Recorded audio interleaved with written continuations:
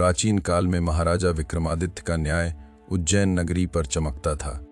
उनके राज्य के एक सुदूर गांव में रवि अपनी पत्नी मालती के साथ रहता था।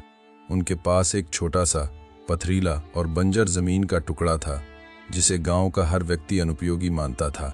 रवि ने उस जमीन को अपना भाग्य नहीं माना, बल्कि उसे अपनी तपस्या समझा। दिन रात एक करके अपने पसीने से सींचकर एक एक पत्थर हटाया, मिट्टी को पलटा और वर्षों की अथक मेहनत से उस बंजर भूमि को एक हरे भरे खेत में बदल दिया। उस खेत में उसने दुर्लभ औषधीय पौधों की खेती की, जिनकी सुगंध दूर दूर तक फैलने लगी और औषधीय गुण पूरे राज्य में सराहे जाते थे। रवि और मालती का जीवन सादा था, पर उस खेत ने उन्हें नई पहचान और संतोष दिया था। उनके चेहरे पर स्वाभिमान चमकता था, परंतु हर चमकती चीज पर लालची नजरें पड़ ही जाती हैं।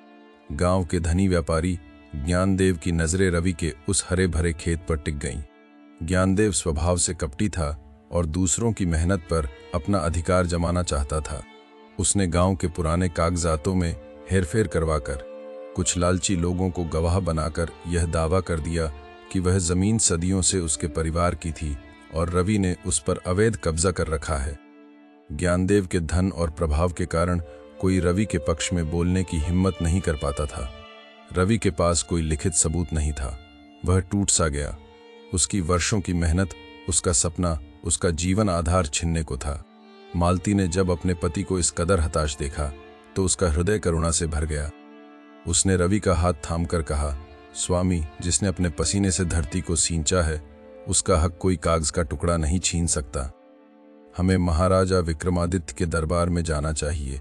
वे न्यायप्रिय हैं, वे अवश्य हमें न्याय दिलाएंगे। मालती के शब्दों में एक नई आशा थी।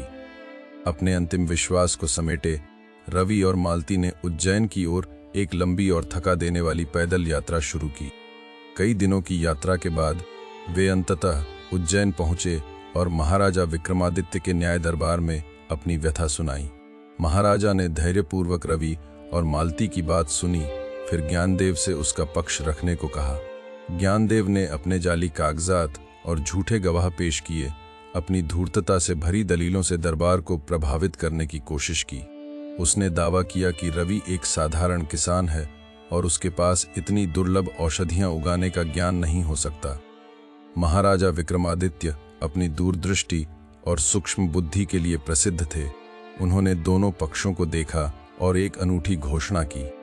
उन्होंने कहा, मैं उस जमीन को देखना चाहूंगा। जिसने सच में उस जमीन पर काम किया है, वह उसे अपनी आंखों से ज्यादा अपने हृदय से देखेगा। पहले ज्ञानदेव ने अपनी बात कही। उसने जमीन का एक सामान्य वर्णन किया, जो वह किसी भी जमीन के बारे में बता सकता था। फिर महाराजा ने रवि से उस जमीन के बारे में बताने को कहा। रवि ने अपनी आंखें बंद की और उसकी आवाज में उस मिट्टी के प्रति अथाह प्रेम उमड़ पड़ा। उसने बताया कि कैसे उसने पहला पत्थर हटाया था, कैसे हर बारिश में मिट्टी कट जाती थी और उसने उसे कैसे रोका।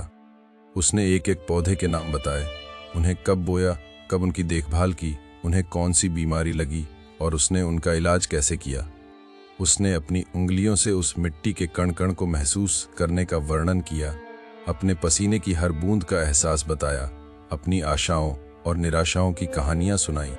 उसकी आवाज में उस जमीन की आत्मा थी, उसका प्रेम और उसकी साधना बोल रही थी। महाराजा विक्रमादित्य ने अपनी कुर्सी से उठकर रवि को गले लगा लिया। उनकी आंखों में आंसू थे। उन्होंने कहा, रवि, तुमने केवल जमीन का वर्णन नहीं किया, तुमने अपना जीवन बताया है।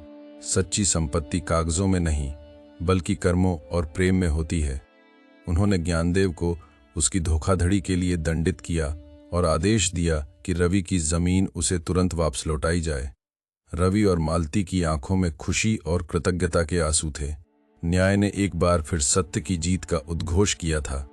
यह कहानी हमें सिखाती है कि सच्चा न्याय केवल नियमों तक सीमित नहीं होता, बल्कि उसमें एक राजा की मानवता, दूरदर्शिता और सत्य को पहचानने की क्षमता भी शामिल होती है। मेहनत, लगन और ईमानदारी से अर्जित किया गया धन और संपत्ति ही सच्चा होता है और उसे कोई भी छल या कपट छीन नहीं सकता।